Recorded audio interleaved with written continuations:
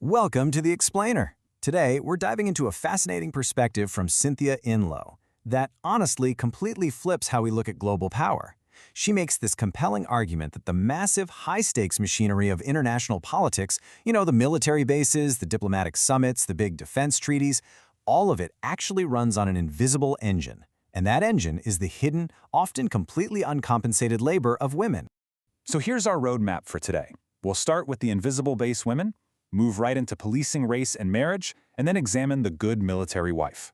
After that, we'll look at women inside the ranks, touch on prostitution and resistance, and finally wrap up with wives on diplomatic fronts. All right, Section 1, the invisible base women. Okay, let's dive right into this. When you picture global security, what comes to mind? It's probably a pretty hyper-masculine world, right? Lots of soldiers, weapons, tanks, strategy rooms. But to start dismantling that traditional view, we really have to ask a simple but incredibly provocative question, straight from the source material. Where are the women on a military base? Because if you just shift your focus slightly away from the troops and the artillery, this entirely different, complex ecosystem emerges right before your eyes. It's really like a giant puzzle. And notice how this micro-world breaks down into 4 concentric circles. First, you've got the women who actually live on the base, like spouses and female soldiers. Then there are women who work on the base but commute in, so think of civilian administrative staff or laundresses. Just beyond the fence, you have women living outside who are absolutely integral to base operations and the soldiers' recreation. And finally, way out in the 4th circle, there are women living far away who are in almost daily contact with soldiers via the internet. Together, these women collectively sustain the base. Literally, without them, the gears of the military machine would just grind to a halt. Moving to Section 2, Policing Race and Marriage.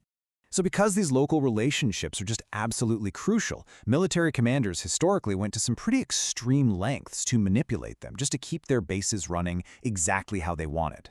We can actually trace this progression right here. Back in the 1860s, Britain passed the Contagious Diseases Acts, which basically allowed local police to force suspected working-class women near military bases into invasive medical exams, all to protect soldiers. By 1888, similar policies called Cantonment Acts were facing challenges in the colonies. But fast forward a bit to 1942, and we see a totally different kind of relationship management when African-American GIs arrived in World War II Britain. Suddenly, the racial segregation of the U.S. military collided with a predominantly white British society. And this brilliantly illustrates the tension. When these worlds collided, a stark contrast emerged. On one hand, you had white British women who frequently viewed black GIs as polite and really good company, often forming organic, genuine relationships.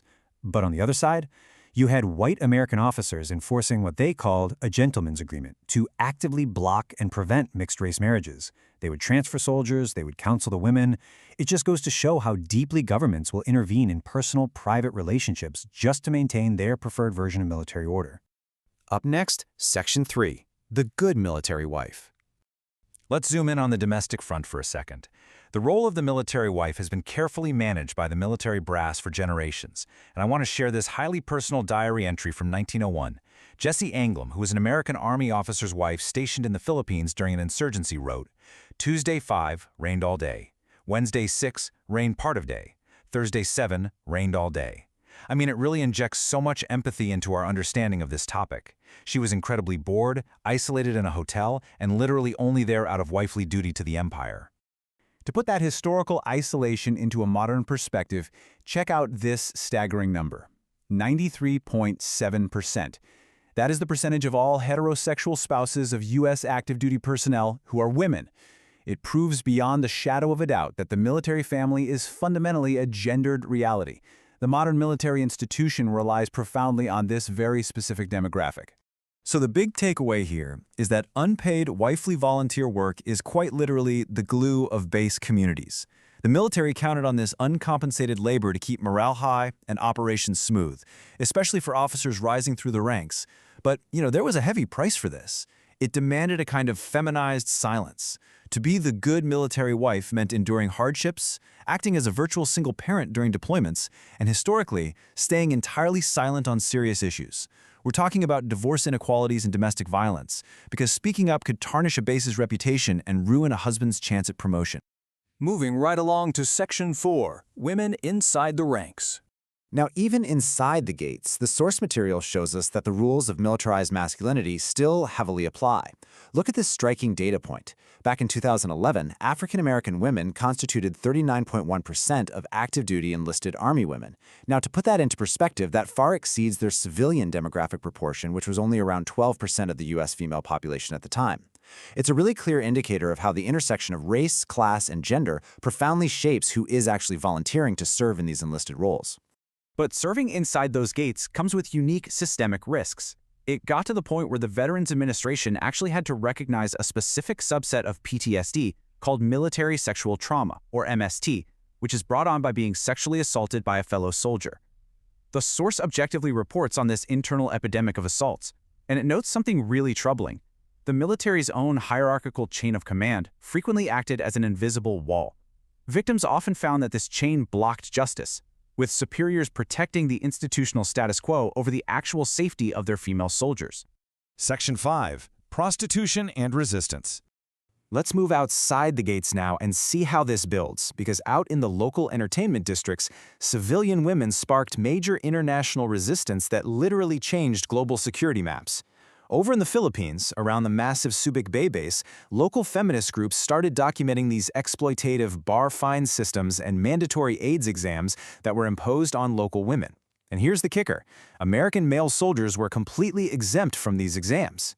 This grassroots resistance built immense pressure, which led the Philippine Senate to actually reject the treaty renewal with the U.S. This whole thing culminated in the historic 1992 closure of the Subic Bay Naval Base. And today, to avoid this exact kind of feminized local backlash, the modern military has been forced to shift toward lily pad bases. These are much smaller, temporary outposts with a vastly reduced social footprint. Finally, Section 6. Wives on Diplomatic Fronts. Now, this whole gendered machinery, it's not just a military phenomenon. When we juxtapose the military and diplomatic realms, the parallels are honestly stunning. On one side, you have military wives providing unpaid labor that ensures combat readiness and community stability. But on the other side, you have diplomatic wives providing unpaid hostessing to build international trust. Both of these spheres, high-stakes global security and international trade, rely entirely on the uncompensated, feminized domestic sphere to function smoothly. I love this quote from the text. One British diplomat confessed, "Actually, off-the-record conversations are the stuff of diplomacy. The smooth operation of entire governments relies on women creating these congenial home environments. It's in these spaces where male diplomats can drop their guard, get to know each other man to man, broker trust, and even finalize international arms deals. At the end of the day, a huge chunk of global diplomacy is built right on the dining room tables maintained by wives." But, eventually, these women refused to just stay silent. Diplomatic wives and female foreign service officers organized across Europe and the U.S. to dismantle this systemic exploitation. And they got results. They pushed for their own pensions, they demanded alimony fairness and divorce so they wouldn't just be left impoverished, they actually forced an end to the marriage ban for female officers, and they flat out refused mandatory unpaid hostessing. They realized they were a vital part of the bureaucracy, and they actively used their inside knowledge to lobby for real, structural change. So, what does this all mean? It brings us to the end of our explainer, and it leaves us with one massive, provocative question. What happens to international relations when the invisible engine refuses to stay invisible? If the hidden labor of base women, soldiers, and diplomatic spouses is the actual foundation of global power, what happens when they demand to be seen, compensated, and heard? It really forces us to question the entire structure of how nations interact with one another. Thanks so much for joining me, and I hope this leaves you wanting to explore the hidden layers of our world just a little bit closer.